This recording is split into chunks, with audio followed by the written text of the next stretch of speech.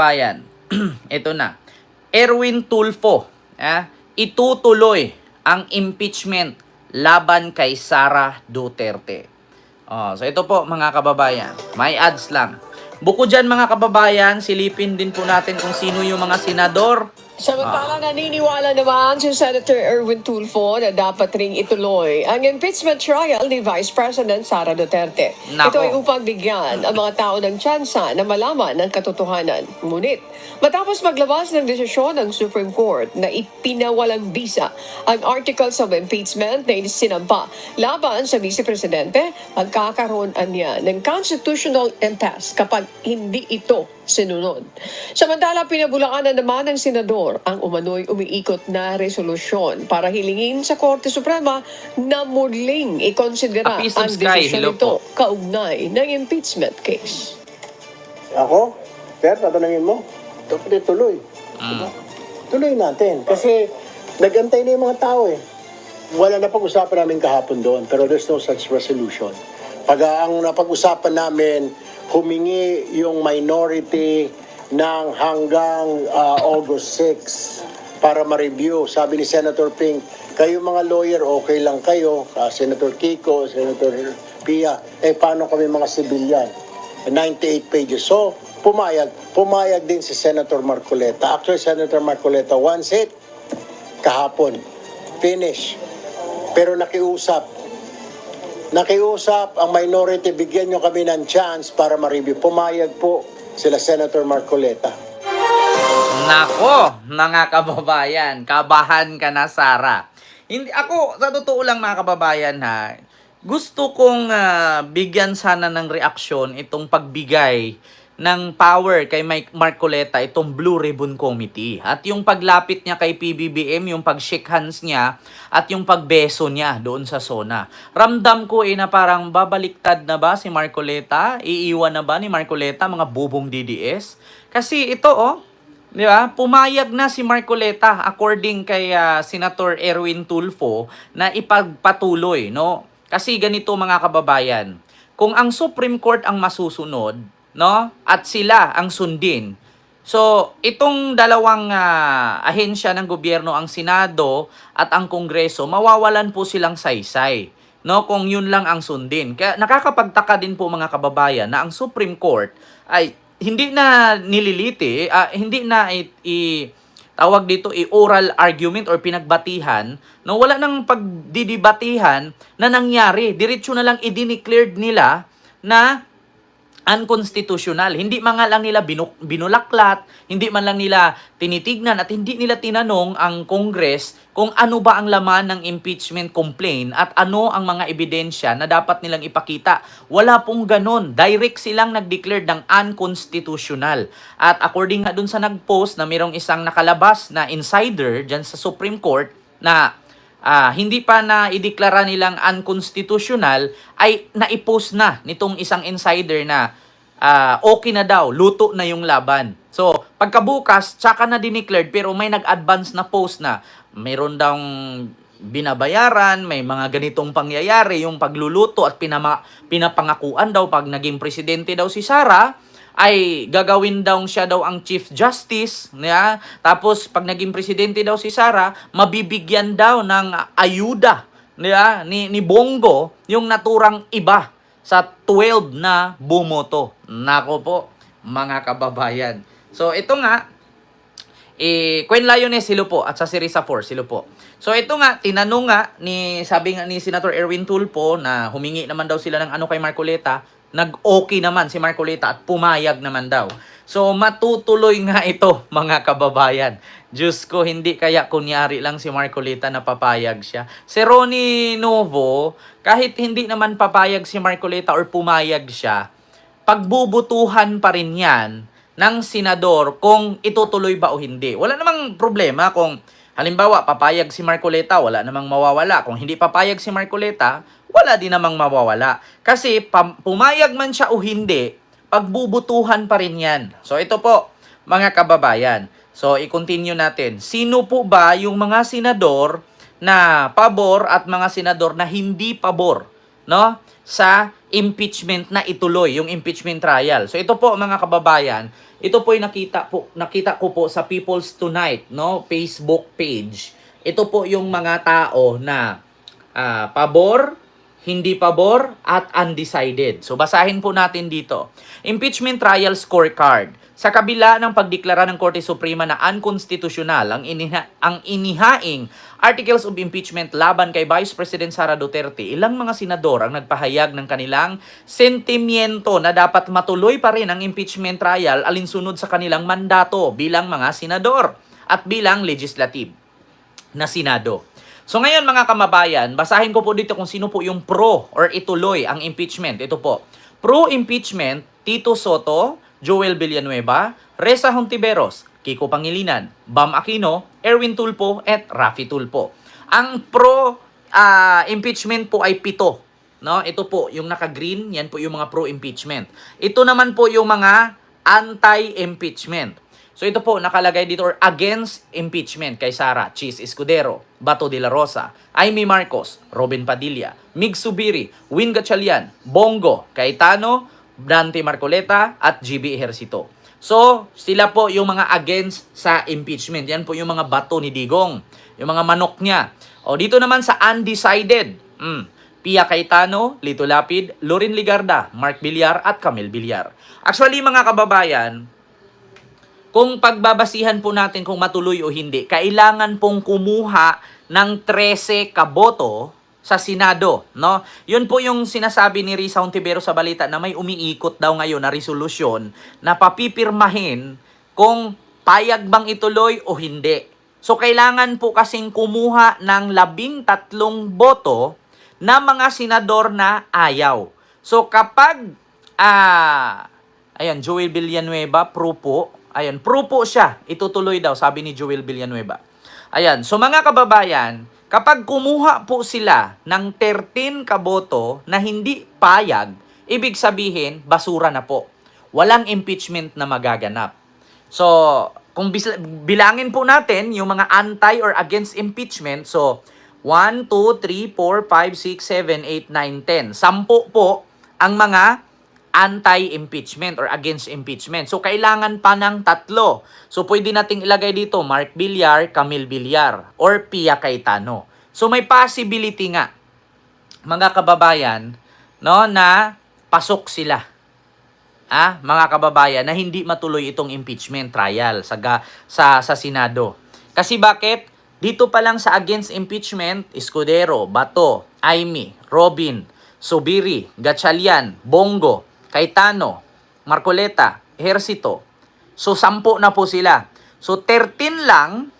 So, malay natin, madagdagan kay Camille at ni Mark Villar at kay Cayetano, Pia. So, sabihin natin si Lito Lapid at si Lorin Ligarda ay boboto na ituloy. So, may possibility na maging 13 nga kasi nandito si Camille at si Mark Villar, pati si Pia Cayetano. Kasi nandito naman si, tawag dito, Alan Peter Cayetano, yung kapatid niya. So, may possibility nga na hindi matuloy. Pero ang tanong, akala ko si Win gusto ng trial.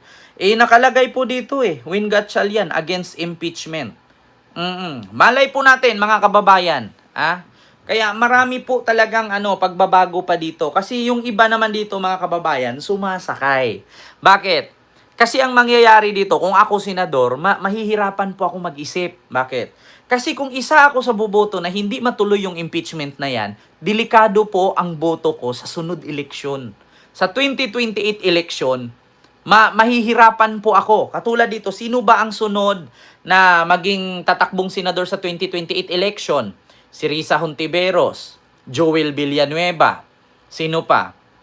Si Bongo, si Win Gatchalian, si Mig Subiri, si Cayetano, si Ejercito, sino ba dito ang pang 2028? Diba? So, yan po yung mga tatakbo na senador sa 2028 election, yan po ay magdadalawang isip na ipoproba natin or antay tayo. Kasi mahihirapan sila, hindi sila makakakuha ng boto. Maniwala kayo sa akin, mga kababayan. Di ba? Yung mga, si Raffy Tulfo, yung mga senador na yan, nagdadalawang isip yan. Ngayon tinitimbang nila. Kasi ang isipin kasi ng tao dito, na yung mga senador na yan na next election 2028 kasi tapos na sila Bongo, sila Bato eh. Oo, ito si Rafi Tulfo, si Subiri, si Win Gatchalian, si Cayetano, si Loren Ligarda, sino pa? Si Risa Hontiveros, Joel Villanueva, sino pa? Si Mark Villar, si Lito Lapid. Oh. So, yan si Chis Escudero. Yan po, si Robin Padilla. Yung 10 na yan, mga kababayan, nagdadalawang isip po yan. O, si Estrada, si Jinggoy. Nagdadalawang isip po yan, mga kababayan, na anti sila or pro sila.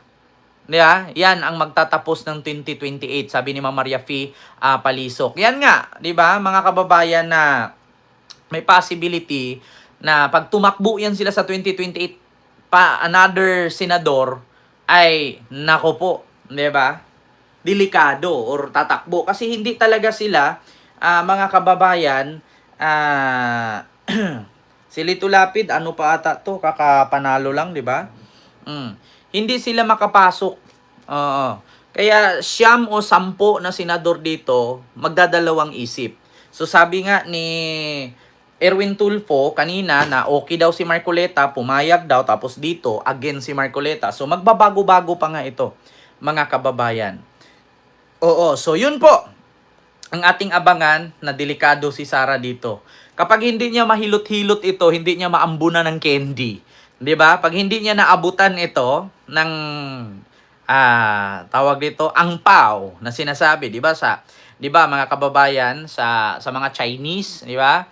Kailangan mayroon kang pag bumisita ka, lalo pag may event, 'di ba? Pag may kailangan ka, so hindi porket may kailangan ka ay kailangan mo manligaw.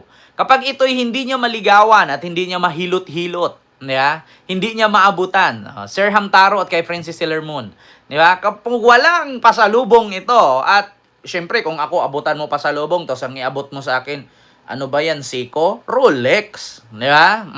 Kapag hindi Rolex ang ibigay mo at Seiko lang at hindi di pulso, good luck sa'yo. May mga ganyan, mga kababayan, wag walang Rolex, di pulso lang, good luck. Di ba? Sunod, mga kababayan. Ito na, pangalawang topic natin. So ano nga ba? Ito. Kent, yung pangalawang topic na to. Ito po mga kababayan. Ano naman yan? Ito po si Chis Escudero. Alam nyo naman po mga kababayan na si Chis Escudero po ngayon ay trending po ngayon. Famous po si Chis Escudero mga kababayan. Ano bang nangyari kay Chis? Kasi ganito mga kababayan. Meron kasing issue si Chis Escudero na patungkol dito sa kanyang bicameral budget, no, o BICAM 2025 budget na meron daw insertion, no, yung 142 billion. Ang sabi nga ni Chis, hindi lang daw 142 billion, umaabot ito ng 600 billion. Oo. Ngayon mga kababayan, meron pong sinasabi si Chis Escudero na demolition job daw laban sa kanya itong ginagawa ngayon na kabulatlat ng bilyon-bilyong insertion, no? Isa pork barrel. Diba? Bilyon-bilyong pork barrel laban sa kanya. So demolition job daw ito. At ang nasa likod daw ng propagandang ito na sa demolition job laban sa kanya ay si Saldico. Diba? So yun ang sabi. May sound po ako, Ma'am Evelyn Flores. Ang gumawa daw at nasa likod ng demolition job ito or yung propagandang ito or paninira kay Chis Escudero patungkol dito sa bilyon-bilyong pork barrel na flood control, no? Ang mga DDS pa naman ang sinisi nila si PBBM, na kung saan si Chis Escudero naman ang may hawak nito. Hindi naman si PBBM, wala ngang alam si PBBM sa flood control, kaya nga hiningi niya doon sa mamaya pag-usapan natin yan. So ito po mga kababayan, ipaparinig ko po sa inyo mula sa Bilyonaryo News ang sinabi. Lutein May cheese, may cheese. Na may ads lang sa po. mga nakakaranas ng Ito. Pinangalanan na ni SP Chis Escudero ang posibleng may pakana umano ng sinasabi niyang demolition job laban sa kanya. Yan ang Ayan agenda na. report ni Hannah T. Palusot na. Marami nang dinawit. May suspetsya na si SP Cheese sa umano'y nasa likod ng demolition job laban sa kanya. Kwenlayo na sila Posible po. raw na si Ako Bicol Party List Representative Zaldico ito. Una nang lumitaw ang isang CCTV footage na bumisita umano si Escudero sa opisina ni House Speaker Martin Romualdez. Nako! Sa exclusive Politico Report, Nakita na nga na bumisita doon, halidi pa. Ang palusot, sino daw ang naglabas ng picture? Sino daw ang naglabas ng CCTV footage? Sabi nga ng bilyonaryo at ng Politico News, nakuha lang nila. Ang tanong kasi ngayon mga kababayan, hindi mo pwedeng isisi kay Zaldico kung bakit lumabas itong issue na to at yung sikretong ito. Bakit? Okay lang naman kung nilabas ito, kasiraan mo. Mag-file ka ng complaint, kasuhan mo si Zaldico. Ang problema ngayon mga kababayan, bakit idiin niya doon kay Zaldico at hindi niya sagutin kung totoo ba o hindi? At inamin pa nga niya, hindi lang daw ito 142 billion, kundi 600 billion daw. Ang dami mo namang dinadamay, ang dami mong palusot. Bakit hindi mo na lang aminin? Oo, totoo yan. Paghatian namin yan para sa ikaunlad ng ating ekonomiya at para sa maiwasan yung baha. Hindi, ang dami pang tanggi. Nahuli ka na eh. Tatanggi ka pa. Palusot pa more. kasagsagan daw yon ng BICAM. At katunayan,